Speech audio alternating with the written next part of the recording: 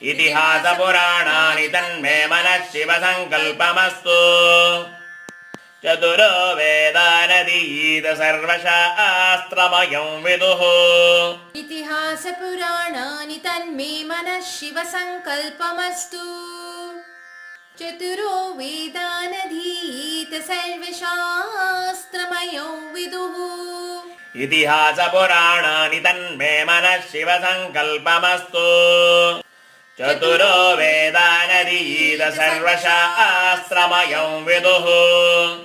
इतिहासपुराणानि तन्मे मनः शिवसङ्कल्पमस्तु मानो महान्तमुतमानो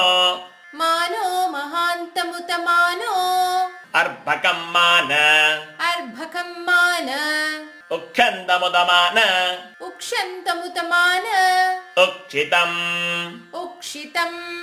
मानो महान्तमुतमानो अर्भकं मान मानो महन्तमुतमानो अर्भकं मान उक्षन्तमुतमान उक्षितम् उक्षन्तमुतमान उक्षितम् मानो महान्तमुतमानो अर्भकं मान उक्षन्तमुतमान उक्षितम् मानो महन्तमुतमानो अर्भकं मान उक्षन्तमुतमान उक्षितम्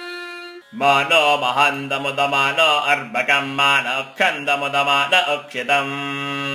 मानो महन्तमुतमानो अर्भकं मान उक्षन्तमुतमान उक्षितम् मानो महान्तमुतमानो अर्भकं मान उक्षन्तमुतमान उक्षितम् मानो महन्तमुतमानो अर्भकं मान उक्षन्तमुतमान उक्षितम् मानो महान्तमुतमानो अर्भकं मान उक्षन्तमुतमान उक्षितम् मानो वदिः मानो वदीः पितरं मोतमातरम् पितरं मोत मातरम् प्रियामानस्तनुवो प्रियामानस्तनुवो रुद्धरीरिषस् रुद्ररीरिषस् मानो वदिः पितरं मोतमातरम् मानो वदिः पितरं मोत मातरम् प्रियामानस्तनुवो रुद्ररीरिषस् प्रियामानस्तनुवो रुद्ररीरिषस् मानो वदिः पितरं मोतमातरम् प्रियामानस्तनुवो रुद्ररीरिषस् मानो वदिः पितरं मोत मातरं प्रियामानस्तनुवो रुद्ररीरिषस् तन्मे मनः शिवसङ्कल्पमस्तु तन्मे मनः शिवसङ्कल्पमस्तु मानो वदिः पितरं मोतमातरम् प्रियामानस्तनुवो रुद्ररीरिषस्तन्मे मनः शिवसङ्कल्पमस्तु मानो वदिः पितरं मोत मातरं प्रियामानस्तनुवो रुद्ररीरिषस्तन्मे मनः शिवसङ्कल्पमस्तु मानो वदिः पितरं मोतमातरम् प्रियामानस्तनुवो रुद्ररीरिषस्तन्मे मनः शिवसङ्कल्पमस्तु मानो वदीः पितरं मोत मातरं प्रियामानस्तनुवो रुद्ररीरिषस्तन्मे मनः शिवसङ्कल्पमस्तु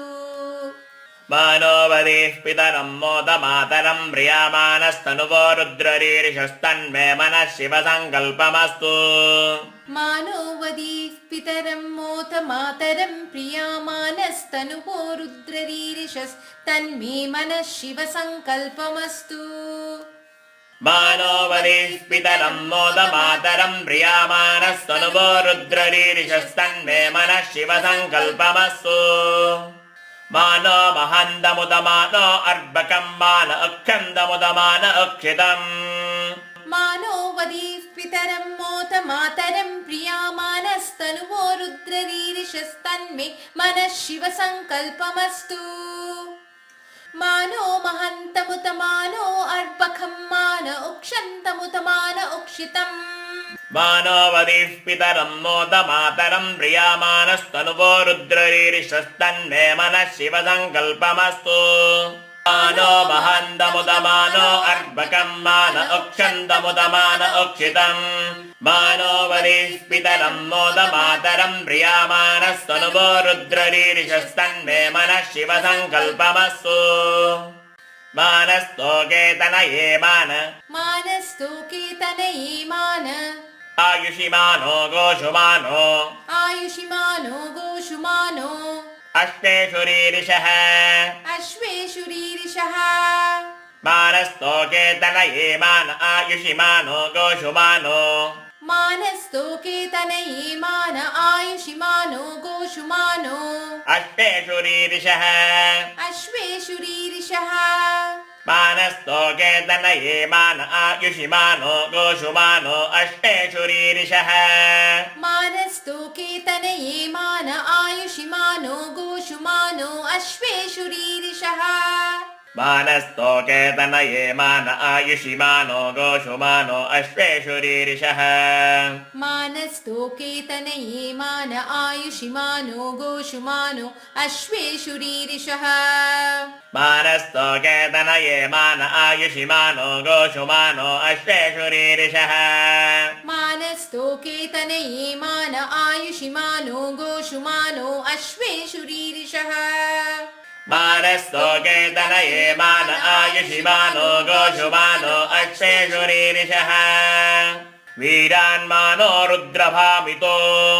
वीरान्मानो रुद्रभामितो वधीर्हविष्मन्दो नमसा विधेमते वधीर्हविष्मन्तु नमसा विधेमते वधीर्हविष्मन्दो नमसा विधेमते वधीर्हविष्मन्तो नमसा विधेमते तन्मे मनः शिवसङ्कल्पमस्तु तन्मे मनः शिवसङ्कल्पमस्तु वीरान्मानो रुद्रभामितो वधीर्हविष्मन्दो नमसा विधेमते वीरान्मानो रुद्रभामितो वधीर्हविष्मन्तो नमसा विधेमते तन्मे मनः शिवसङ्कल्पमस्तु तन्मे मनः शिवसङ्कल्पमस्तु वीरान्मानो रुद्रभामितो वधीर्हविष्मन्दो नमसा विधेमते तन्मे मनः शिवसङ्कल्पमस्तु वीरान्मानो रुद्रभामितो वधीर्हविष्मन्तो नमसा विधेमते तन्मे मनः शिवसङ्कल्पमस्तु वीरान्मानो रुद्रभामितो वधीर्हविष्मन्दो नमसा विधेमते तन्मे मनः शिवसङ्कल्पमस्तु वीरान्मानो रुद्रभामितो वधीर्हविष्मन्तो नमसा विधेमते तन्मे मनः शिवसङ्कल्पमस्तु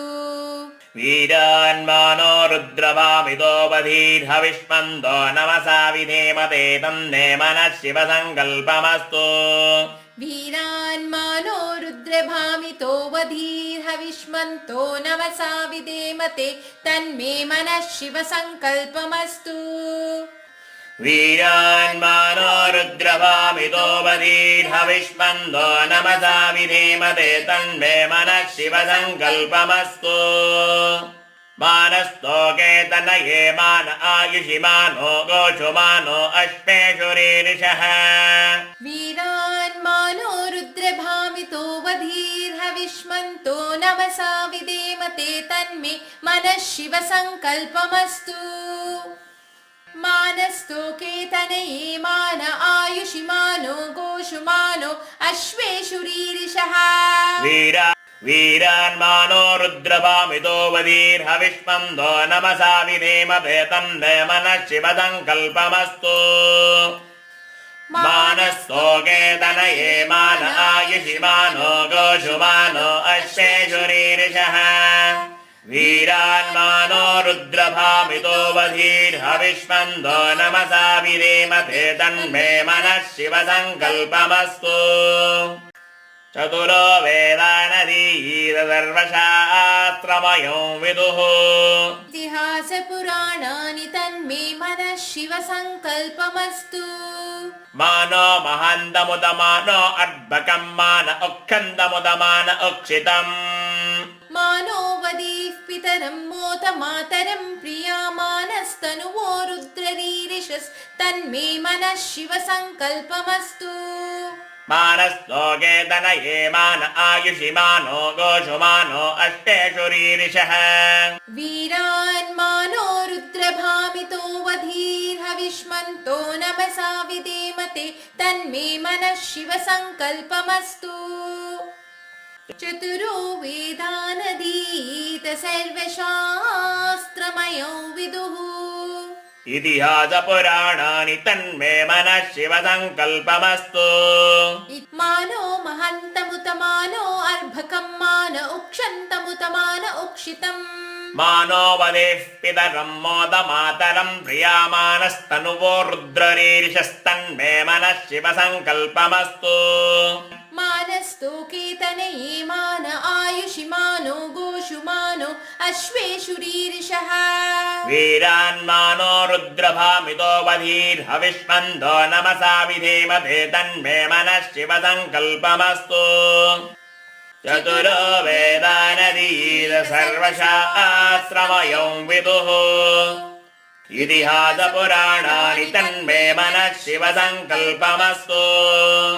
मानो महान्तमुतमानो अर्भकं मान अक्षन्तमुतमान अक्षितम् मानो वदिः पितरं मोदमातरं प्रियामानस्तनुवो रुद्ररीरिषस्तन्मे मनः शिवसङ्कल्पमस्तु मानस्तोके तनये मान आयुषि मानो गोषुमानो अश्वेषुरीरिषः वीरान्मानो रुद्रभामितो वधिर्हविष्मन्दो नमसा विधेमते तन्मे मनः शिवसङ्कल्पमस्तु येनेदं भूतं भुवनं भविष्यत् परिगृहीतममृतेन सर्वम् येन यज्ञस्त्रायते सप्तहोता तन्मे मनः शिवसङ्कल्पमस्तु येन कर्माणि प्रचरन्ति धीरा यतो वाचा मनसा चारुयन्ति यत् सम्मितं मनः सञ्चरन्ति तन्मे मनः शिवसङ्कल्पमस्तु येन कर्म आन्यपसो मनीषिणो यज्ञे कृण्वन्ति विदथेषु धीराः यदपूर्वं यक्षमन्तं प्रजानान् तन्मे मनः शिवसङ्कल्पमस्तु यत्प्रज्ञानमुदचेतो धृतिश्च यज्ज्योतिरन्तरमृतं प्रजासु यस्मान्न ऋते किञ्चन कर्म क्रियते तन्मे मनः शिवसङ्कल्पमस्तु शुशारविरष्टानि वयं मनुष्यान्मे नियुते पशुभिर्वाजिनीवान् प्रविष्टे यदचरै यविष्टं तन्मे मनः शिवसङ्कल्पमस्तु यस्मिन् ऋचस्तामयजो पुंसि यस्मिन् प्रतिष्ठा रशनाभाविभारा आह यस्मिच्छित्तगुं सर्वमोतं प्रजानान् तन्मे मनः शिवसङ्कल्पमस्तु यदत्र षष्ठं दृशतगुं सुवेजै यज्ञस्य गृह्यन्नवनावमाय्यम् दश पञ्च त्रिगुंशते यत्परं तन्मे मनः शिवसङ्कल्पमस्तु यज्जाग्रतो दूरमुदयितु सर्वं तत्सुप्तश्च तथैवेति दूरङ्गमं ज्योतिषां ज्योतिरेकं तन्मे मनः शिवसङ्कल्पमस्तु येनेनो विश्वं जगतो बभूव ये देवापि महतो जातवेदाः तदेवाग्निस्तद्वायुस्तत्सूर्यस्तदु चन्द्रमास्तन्मे मनः शिवसङ्कल्पमस्तु येन द्यौः पृथिवी चान्तरिक्षं च ये पर्वताः प्रदिशो दिशश्च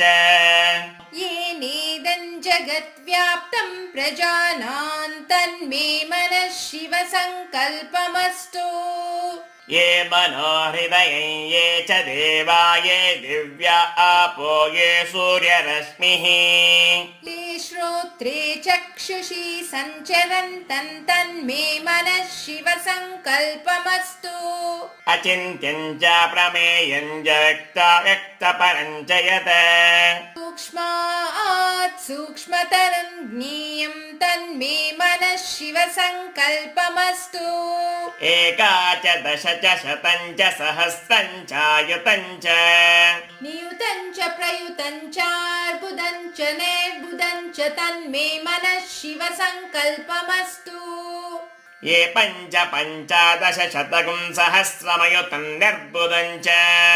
ते अग्निचित्तेष्टकास्तागुं शरीरं तन्मे मनः शिवसङ्कल्पमस्तु वेदाहमेदं पुरुषं महान्तमादित्यवर्णं तमसः परस्तात् यस्य योनिं परिपश्यन्ति धीरास्तन्मे मनः शिव सङ्कल्पमस्तु यस्येदन्धेराः पुनन्ति कवयो ब्रह्माणमेतं त्वावृणुत इन्दुम् स्थावरं जङ्गमं द्यौराकाशं तन्मे मनः शिव सङ्कल्पमस्तु परात् परतरं ब्रह्म तत्परात् परतो हरिः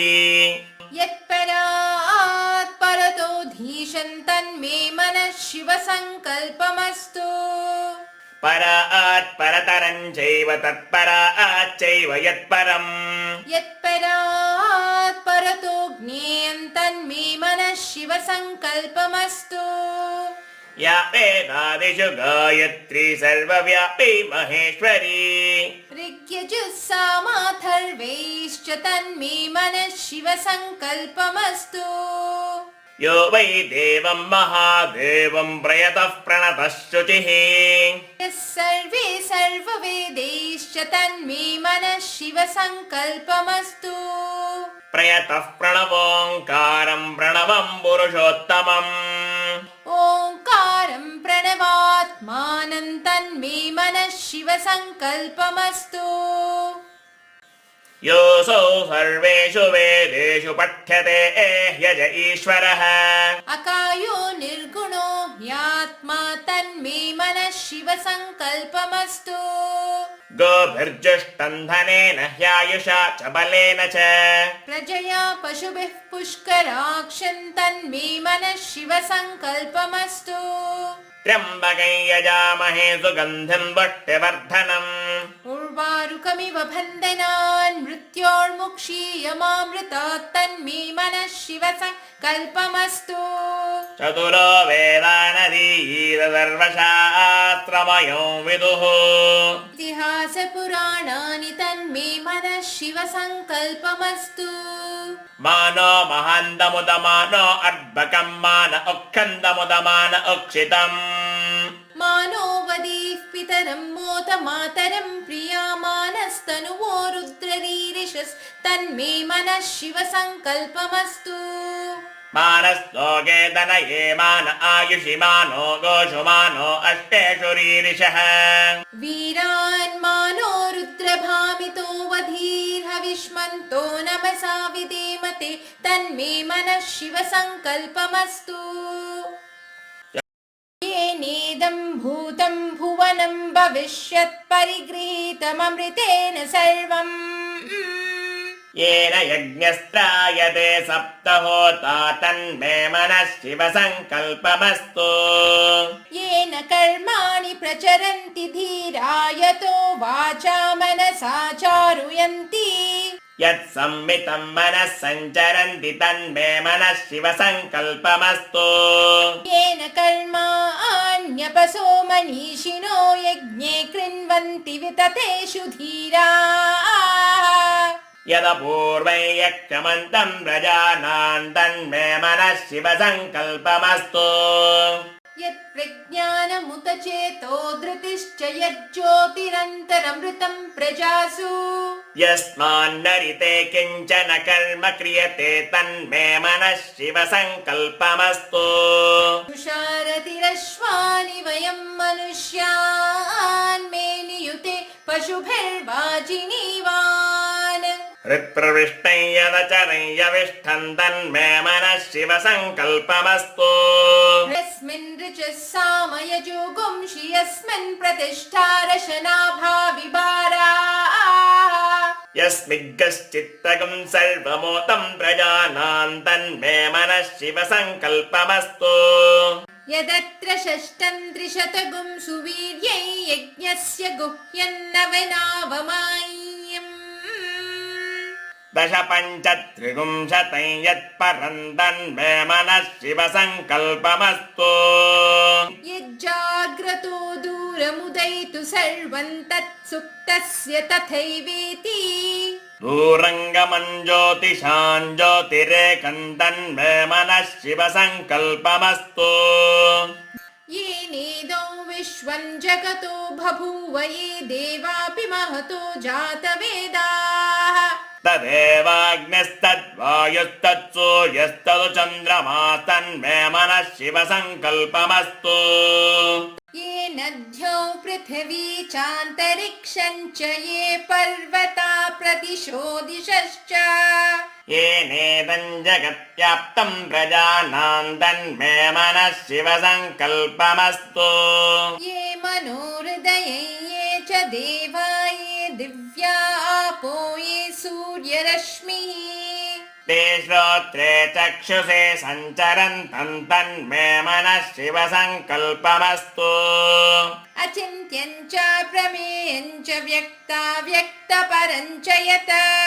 सूक्ष्मात् सूक्ष्मतरं ज्ञेयं तन्मे मनः शिवसङ्कल्पमस्तु एका च दश च शतं च सहस्रं चायुतं च नियुतं च प्रयुतं चार्बुदं च निर्बुदं च तन्मे मनः शिवसङ्कल्पमस्तु ये पञ्च पञ्चादश शतगुं सहस्रमयुतं निर्बुदं च ते अग्निचित्तेष्टकास्तागं शरीरं तन्मे मनः शिवसङ्कल्पमस्तु वेदाहमेतं पुरुषं महान्तमादित्यवर्णं तमसः परस्तात् यस्य योनिं परिपश्यन्ति धीरास्तन्मे मनः शिवसङ्कल्पमस्तु यस्येदन्धीराः पुनन्ति कवयो ब्रह्माणमेतं त्वावृणुत इन्दुम् स्थावरं जङ्गमं द्यौराकाशं तन्मे मनः शिवसङ्कल्पमस्तु परात् परतरं ब्रह्म तत्परात् परतो हरिः यत्परात् परतो धीशं तन्मे मनः शिवसङ्कल्पमस्तु परात् परतरं चैव तत्परात् चैव यत्परम् यत्परात् परतो ज्ञेयं तन्मे मनः शिवसङ्कल्पमस्तु या वेदादिषु गायत्री सर्वव्यापी महेश्वरी ऋग्यजुः सामाथर्वैश्च तन्मे मनः शिवसङ्कल्पमस्तु यो वै देवं महादेवं प्रयतः प्रणवः शुचिः यः सर्वे सर्ववेदैश्च तन्मे मनः शिवसङ्कल्पमस्तु प्रयतः प्रणवोङ्कारं प्रणवं पुरुषोत्तमम् ओङ्कारं प्रणवात्मानं तन्मे मनः शिवसङ्कल्पमस्तु योऽसौ सर्वेषु वेदेषु पठ्यते ह्यज ईश्वरः अकायो निर्गुणो ह्यात्मा तन्मे मनः शिवसङ्कल्पमस्तु गोभिर्जुष्टं धनेन ह्यायुषा च बलेन च प्रजया पशुभिः पुष्कराक्षं तन्मे मनः शिवसङ्कल्पमस्तु त्र्यम्बके यजामहे सुगन्धिं पुष्टिवर्धनम् उर्वारुकमिव बन्धनान् मृत्योर्मुक्षीयमामृतात् तन्मे मनः शिवसङ्कल्पमस्तु चतुरो वेदानधीत सर्वशास्त्रमयो विदुः इतिहासपुराणानि तन्मे मनः शिवसङ्कल्पमस्तु मानो महन्तमुत मानो अर्भकं मान उक्षन्तमुत मान उक्षितम् मानो वदेः पितरं मोदमातरं प्रियामानस्तनुवो रुद्ररीरिषस्तन्मे मनः शिवसङ्कल्पमस्तु मानस्तु कीर्तनये मान आयुषि मानो गोषु मानो अश्वेषु रीरिषः वीरान्मानो रुद्रभामितो वधीर्हविष्मन्दो नमसा विधेमते तन्मे मनः शिवसङ्कल्पमस्तु येनेदं भूतं भुवनं भविष्यत्परिगृहीतममृतेन सर्वम् येन यज्ञस्त्रायते सप्तहोता तन्मे मनः शिवसङ्कल्पमस्तु येन कर्माणि प्रचरन्ति धीरा यतो वाचा मनसा चारुयन्ति यत्संवितं मनः सञ्चरन्ति तन्मे मनः शिवसङ्कल्पमस्तु येन कर्माण्यपसो मनीषिणो यज्ञे कृण्वन्ति विदथेषु धीराः यदपूर्वै यक्षमन्तं प्रजानां तन्मे मनः शिवसङ्कल्पमस्तु यत्प्रज्ञानमुदचेतो धृतिश्च यज्ज्योतिरन्तरमृतं प्रजासु यस्मान्नरिते किञ्चन कर्म क्रियते तन्मे मनः शिवसङ्कल्पमस्तु तुषारभिरश्वानि वयं मनुष्यान् मे नियुते पशुभिर्वाजिनीवान् प्रविष्टै यदचरै यविष्ठन् तन्मे मनः शिवसङ्कल्पमस्तु यस्मिन् ऋचः सामयजुगुंसि यस्मिन् प्रतिष्ठा रशनाभाविभारा आह यस्मिज्जश्चित्तकं सर्वमोतं प्रजानां तन्मे मनः शिवसङ्कल्पमस्तु यदत्र षष्ठं त्रिशतकं सुवीर्यै यज्ञस्य गुह्यन्नवनावमायेयम् दश पञ्चत्रिपुंशतं यत्पठन् तन्मे मनः शिवसङ्कल्पमस्तु यज्जाग्रतो दूरमुदैतु सर्वं तत्सुप्तस्य तथैवेति दूरङ्गमं ज्योतिषां ज्योतिरेकं तन्मे मनः शिवसङ्कल्पमस्तु येनेनो विश्वं जगतो बभूव ये देवापि महतो जातवेदाः तदेवाग्निस्तद्वायुस्तत्सूर्यस्तदु चन्द्रमास्तन्मे मनः शिवसङ्कल्पमस्तु येन द्यौ पृथिवी चान्तरिक्षं च ये पर्वताः प्रदिशो दिशश्च येनेदं जगत्व्याप्तं प्रजानां तन्मे मनः शिवसङ्कल्पमस्तु ये मनोहृदये ये च देवा ये दिव्या आपो ये सूर्यरश्मिः ते श्रोत्रे चक्षुषे सञ्चरन्तं तन्मे मनः शिवसङ्कल्पमस्तु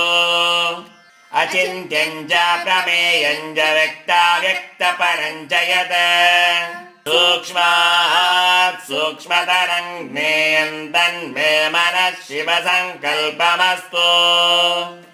एका च दश च शतं च सहस्रं चायुतं च नियुतं च प्रयुतं चार्बुदं च न्यर्बुदं च तन्मे मनः शिवसङ्कल्पमस्तु ये पञ्च पञ्चादश शतकं सहस्रमयुतं न्यर्बुदं च ते अग्निचित्तेष्टकास्तागुं शरीरं तन्मे मनः शिवसङ्कल्पमस्तु वेदाहमेदं पुरुषं महान्तमादित्यवर्णं तमसः परस्तात् यस्य योनिं परिपश्यन्ति धीरास्तन्मे मनः शिवसङ्कल्पमस्तु यस्येदं धीराः पुनन्ति कवयो ब्रह्माणमेतं त्वा वृणुत इन्दुम् स्थावरं जङ्गमं द्यौराकाशं तन्मे मनः शिवसङ्कल्पमस्तु परात् परतरं ब्रह्म तत्परात् परतो हरिः यत्परात् परतो धीशं तन्मे मनः शिवसङ्कल्पमस्तु परात् परतरं चैव तत्परात् चैव यत्परम्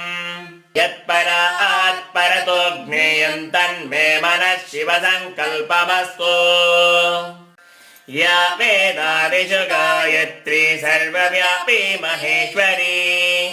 ऋग्यजुः सामाथर्वैश्च तन्मे मनः शिवसङ्कल्पमस्तु यो वै देवं महादेवं प्रयतः प्रणवः शुचिः यः सर्वे सर्ववेदैश्च तन्मे मनः शिवसङ्कल्पमस्तु प्रयतः प्रणवोङ्कारं प्रणवं पुरुषोत्तमम् ओङ्कारं प्रणवात्मानं तन्मे मनः शिवसङ्कल्पमस्तु योऽसौ सर्वेषु वेदेषु पठ्यते यज ईश्वरः अकायो निर्गुणो ह्यात्मा तन्मे मनः शिवसङ्कल्पमस्तु गोभिर्जुष्टं धनेन ह्यायुषा च बलेन च प्रजया पशुभिः पुष्कराक्षं तन्मे मनः शिवसङ्कल्पमस्तु त्र्यम्बकै यजामहे सुगन्धिं पुष्टिवर्धनम् उर्वारुकमिव बन्धनान् मृत्योर्मुक्षीयमामृतात् तन्मे मनः शिवसङ्कल्पमस्तु चतुरो वेदानदीर सर्वशास्त्रमयं विदुः इतिहासपुराणानि तन्मे मनः शिवसङ्कल्पमस्तु मानो महान्तमुत मानो अर्धकं मान अक्षन्तमुत मान अक्षितम् मानो वदिष्पितरं मोद मातरं प्रियामानस्तनुवो रुद्ररीरिषस्तन्मे मनः शिवसङ्कल्पमस्तु मानस्तोके तनये मान आयुषि मानो गोषु मानो अक्षेषुरीरिषः वीरान् मानो रुद्रभामितो वधिर्हविष्मन्दो नमसा विधेमते तन्मे मनः शिवसङ्कल्पमस्तु